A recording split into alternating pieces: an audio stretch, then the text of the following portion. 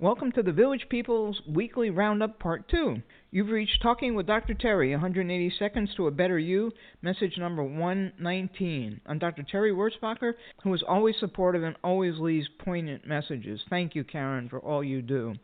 Continuing on reviewing the week's messages, April talked about when she was pregnant with her fourth kid, a friend asked how she could help, and April had given her a list of things she knew she'd need help with, and the friend got mad because she really just wanted to bring a casserole.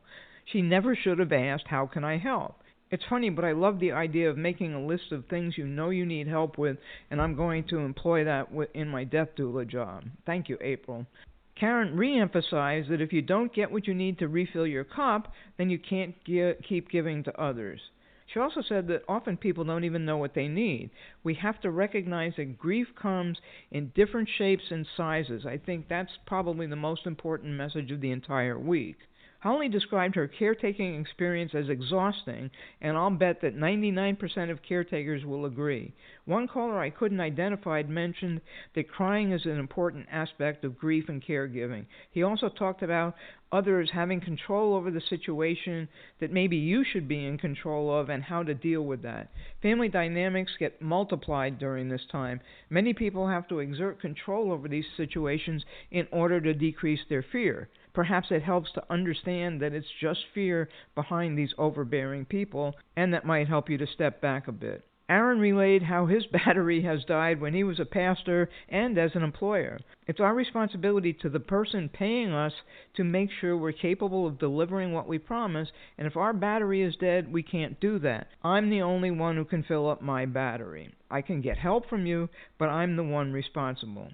April talked about the anticipatory grief and anxiety as a parent, whether she leaves or they leave, and that infamous and infiltrating what-if syndrome. Aaron brought up something funny and sad, how people often get more joy from anticipating their vacation than the vacation itself. This is so true.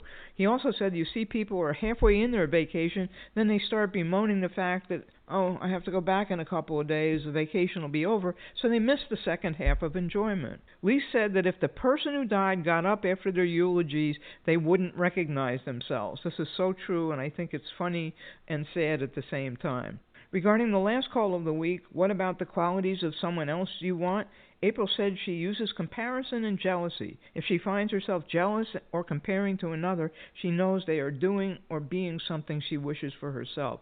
I think that's pretty astute and another way to look at the qualities that you want. Well, that's it for this week, guys. Have a wonderful rest of the weekend, and I'll talk to you on Monday.